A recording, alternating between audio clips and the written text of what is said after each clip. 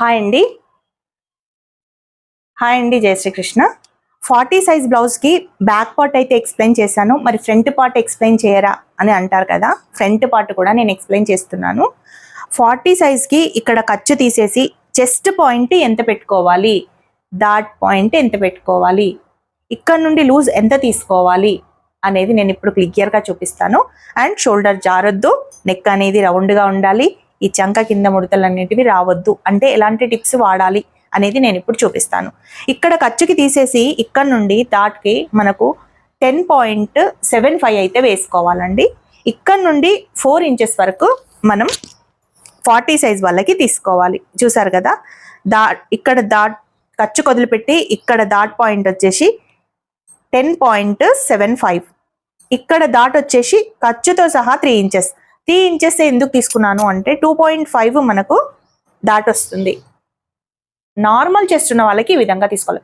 ఒకవేళ heavy chest ఉన్న వాళ్ళకి ఏం చేయాలంటే ఇక్కడ నుండి 11 ఇంచెస్ వేసుకొని ఇక్కడ నుండి 3.5 వేసుకోవాలి. అప్పుడు 1/2 ఇంచ్ మనకు ఖర్చులకి పోతుంది, 3 ఇంచెస్ డాట్ వస్తుంది. కొంచెం చెస్ట్ అనేది హెవీగా ఉన్నప్పుడు డాట్ కూడా మనం పెద్దగా పెట్టుకుంటే షేప్ అనేది పర్ఫెక్ట్గా వస్తుంది.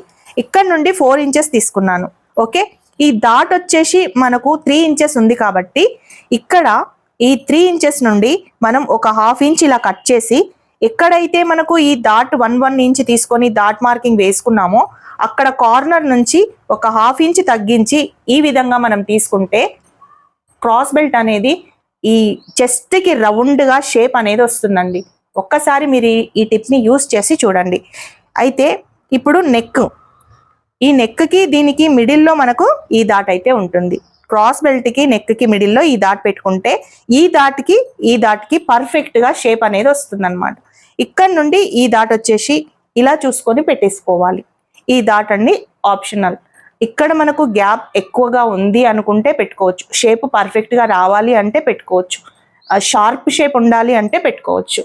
ఓకే, సో ఇక్కడ డాట్ పెట్టుకునేటప్పుడు మనం డాట్ వద్దు అనుకుంటే ఇక్కడ నుండి ఒక 1.5 ఇంచ్ పైకి తీసుకొని మార్క్ చేసుకోవాలి. ఈ డాట్ కావాలి అనుకున్నా కానీ మనం ఒక 1/2 ఇంచ్ ఇక్కడ స్ట్రైట్ గీత నుండి, ఇప్పుడు ఇలా స్ట్రైట్ తీసుకుంటాం కదా, ఇక్కడ నుండి కూడా ఒక 1/2 ఇంచ్ అనేది పైకి వేసుకోవాలి.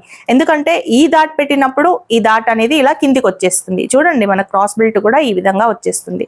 సో ఇదైతే ఈ విధంగా చేసుకోవాలి, ఇది పర్ఫెక్ట్గా ఉంటుంది షేప్ క్రాస్ బెల్ట్కి. ఇప్పుడు 4 డాట్లు వచ్చాయి. అయితే ఇప్పుడు నెక్ అనేది మనకి రౌండ్ రావాలి. ఎలా రావాలి? షోల్డర్ అనేది జారొద్దు, ఎలా జారకుండా ఉంటుంది అంటే ఒక చిన్న టిప్. ఇక్కడ నుండి మనం బ్యాక్ పార్ట్కి ఎంత తీసుకున్నాం? 2.5 తీసుకున్నాం కదా, ఇక్కడ 2 ఇంచెస్ తీసుకోవాలి. అంటే ఈ 2.5 ఎక్కడైతే ఉందో అక్కడ నుండి ఒక 1/2 ఇంచ్ ముందుకు వేసుకోవాలి. ఒకవేళ వాళ్ళకు నార్మల్గా ఉండి చెస్ట్ ఏం జారదండి మాకు అనుకుంటే, డోరీస్ కనుక ఉంటే ఒక 1/2 ఇంచ్ తీసుకోండి, సరిపోతుంది. లేదు మాకు షోల్డర్ జారే ప్రాబ్లం చాలా ఉంటుందండి అనుకున్న వాళ్ళకి, అంటే నెక్ అనేది బాగా డీప్ అయ్యి బ్రాడ్ అయ్యి ఉన్న వాళ్ళకి ఒక 1/2 ఇంచ్ అయితే ఖచ్చితంగా తీసుకోవాలి. ఓకే, ఇక్కడ ఎంత అయితే తీసుకున్నామో ఇక్కడ ఒక 1/2 ఇంచ్ రౌండ్ని బట్టి మనం ఎక్కువ తీసుకోవాలి. ఇక్కడ ఒక 1/2 ఇంచ్ మనం తీసుకున్నాం అనుకోండి, ఇది normal blouse neck.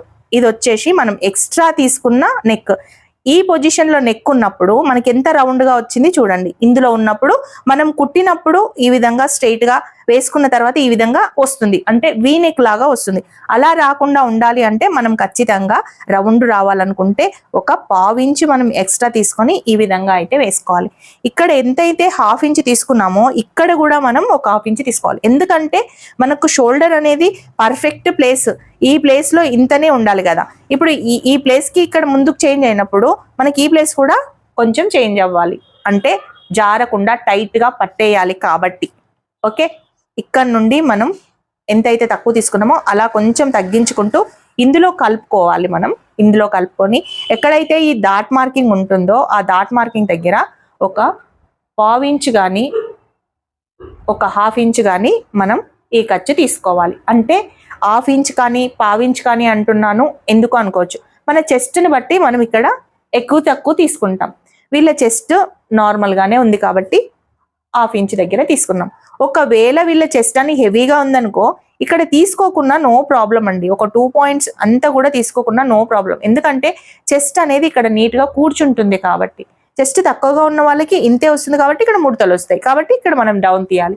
Heavy chest ఉన్న వాళ్ళకి ఇక్కడ అవసరం లేకుండా ఉంటుంది. ఇక్కడ ఒక 2 పాయింట్స్ అంతా మనం ఈ విధంగా డౌన్ చేసుకోవాలి. ఎందుకంటే ఈ డాట్ ఇలా పెట్టినప్పుడు